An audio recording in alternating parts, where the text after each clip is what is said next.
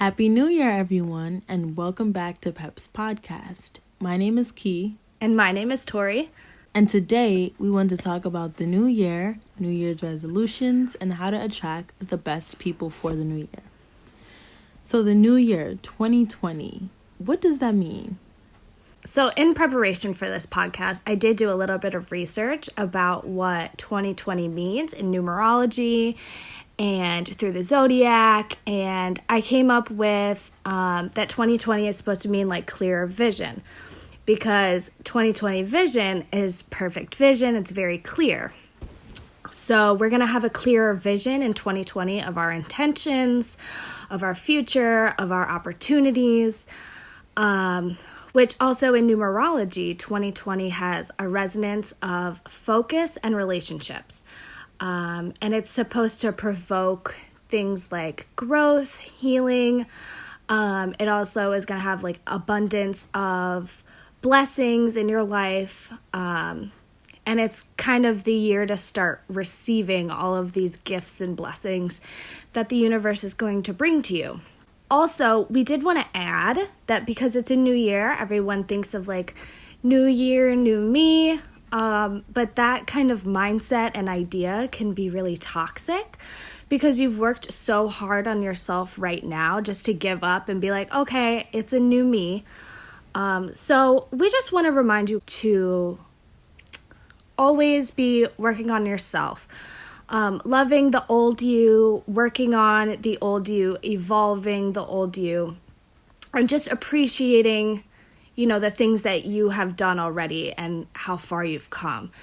So that's kind of where New Year's resolutions come in, to, kind of start evolving yourself and changing the things that you want to change and working on learning more and stuff like that. So New Year's resolutions, that's a hefty topic. It definitely is a hefty topic, and everyone sort of has their own resolutions and has their own plan that they would like to put into action.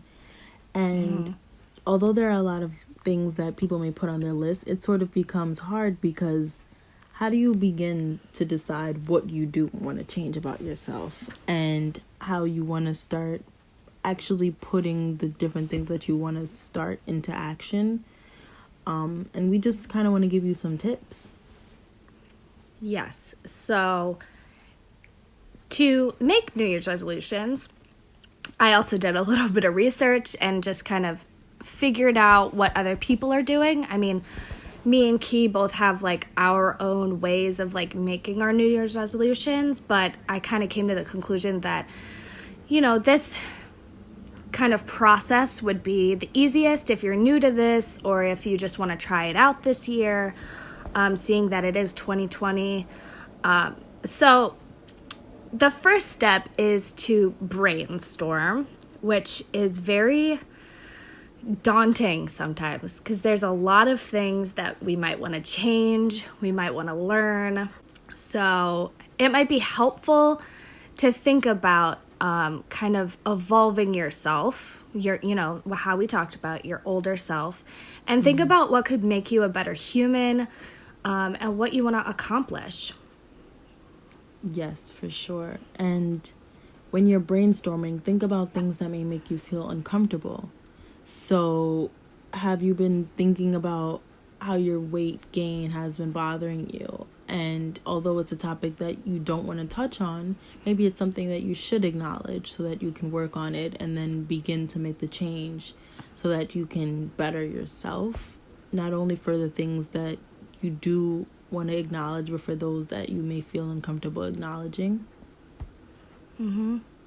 It could also be like working on like educating yourself more. Maybe you're wanting to start college classes, or maybe you want to read a little bit more, or maybe you want to, practice self-care a little bit more so you don't get burnt out from your job or your schooling. So that's everything that you can kind of take into consideration. Those are a few ideas that we have. Also, for those of you who have finished with school or finished with some sort of hobby that was temporary, and you want to look for something else to start, maybe thinking of starting to learn a new language or possibly learning to cook a different type of cuisine. Step out of your comfort zone and think about other ways that you can add things into your life as a New Year's resolution, but also be aware that there are things that you can take away as well. Meaning, maybe instead of spending 10 hours a week watching TV, you cut it down to about 3 hours a week. Or instead of you smoking 3 times a day, you smoke 1 time a day. It's the little steps that can form into bigger habits later on. Yeah. And like the ultimate goal of New Year's resolutions is to just make us better humans, happier, healthier, make our lives a little bit easier. So that's kind of what we're striving for. So after we brainstorm a whole bunch of different things we want to accomplish in the new year, it's time to plan. So planning and organizing your different goals might be really helpful when looking at kind of the big picture. Wouldn't you agree? Yes, for sure. Yeah. And then, so as I was researching, I found that people find it very helpful to categorize these New Year's resolutions into 3 different areas. So life goals, career goals, and personal goals. And that just kind of makes things easier because they're kind of 3 different journeys you have in your life. Yes, and it also makes it easier because it doesn't look like a huge list that you have to accomplish. Instead, it's different pockets that you can kind of decide whether you want to work on one or the other in the several areas that you have. Yep. So then, I mean, after you're brainstorming and organizing and planning all of these goals, you can start to like make an effort to do it. So implement them once a week, unless, you know, your goal is like a daily goal. But make sure that you're starting to implement these and maybe put your New Year's resolutions list, maybe screenshot it and put it on your phone wallpaper, maybe print it out and put it on, you know, your mirror or whatever, just so you kind of get a daily reminder just to, you know, keep in mind that these are my New Year's resolutions for this year. And if it's helpful for you, write down the goals so that you can check them off as you begin to accomplish them, and just so that it's a concrete way for you to go back and remind yourself of the things that you need to work on and the things that you have already done as you're working towards your new path. Yeah, for sure. So as you're working on your New Year's resolutions, one of the things that we should all be conscious of is the people that we have around us, because the support system that we have can either make or break our New Year's resolution goals. So one of the things that we may be thinking about is how to grow our tribe or the group of people that we want around us as we are working on the things that we would like to accomplish. So some of the things that we can do in order to grow our tribe is finding friends that fit your vision, being okay with removing people, and having different types of people in your life. And through that, we want to go into depth about what we mean on each of those topics. So for starters, finding friends that fit your vision. So all of your friends don't have to be exactly like you, but it's helpful if you have friends who have similar hobbies, similar lifestyles, or similar interests to those that you have. For example, if you are a person who loves to go to the gym, loves to stay fit and eat well, and you have friends who are not living the same type of lifestyle or not health conscious, it can be kind of hard to stick to your goal of maintaining a healthy eating habit or going to the gym because you don't have people who are supporting you by going with you physically, or you just don't have people who seem to care about the things that you care about. So it's important that you have people who share similar lifestyles and similar interest in the things that you also are interested in. Yeah, for sure. I mean, if you don't, it might just make things clash even more. For sure. So also, being okay with removing people from your life, like Key just said. You have to be okay with cutting out people that you care about or people that you love if they don't fit, your lifestyle or that bigger picture, if they're bringing you down. Pretty much just cutting out like that toxicity that they might bring to your life. I agree. And it may be very hard for you to completely dismiss someone who was in your life for a period of time, but it's also important to be aware of those people who are draining your energy, and for those people who you feel like you're giving more than you are receiving. Remember that any relationship that you're in, whether it's romantic or platonic, it should be a give and take. And if you're not receiving positive energy and positivity from someone, then you shouldn't allow them to take the positive that you are giving to them. So just be okay with removing people from your life, or giving people space, or allowing yourself to kind of decide whether or not you feel someone is there for you and someone has your best interest. Another tip in focusing on growing your tribe is having different people in your life. So this may include just having different types of people. So you may have friends that you can go to for advice, or you may have friends that you can go to when you're feeling sad, or others that you can go to when you need to turn up or have fun.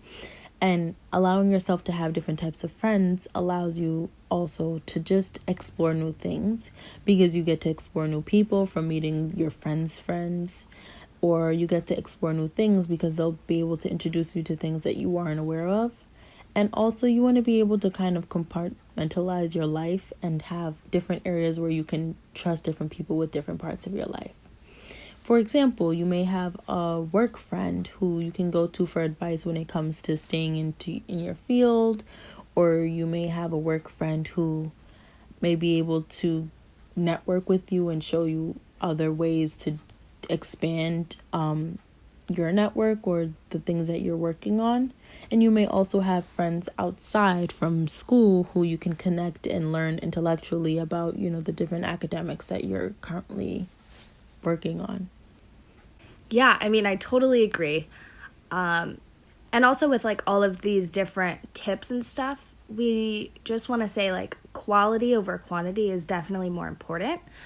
But it's finding those quality people in each section of your life to help better your life and help you work towards, those bigger New Year's resolutions or even life goals.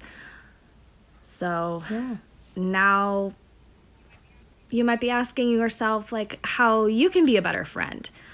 So what do you think? Well, there are so many different ways that you can become a better friend, and it kind of depends on the relationship that you have with the different people. But some standard rules that we believe are going to kind of help you become a better friend include just always being supportive when a friend wants to tell you something. So if a friend comes to you and says, I kind of am embarrassed to tell you this, or I've never told anybody this, but it typically means that they've taken time to think about whether they should share something so personal and so private.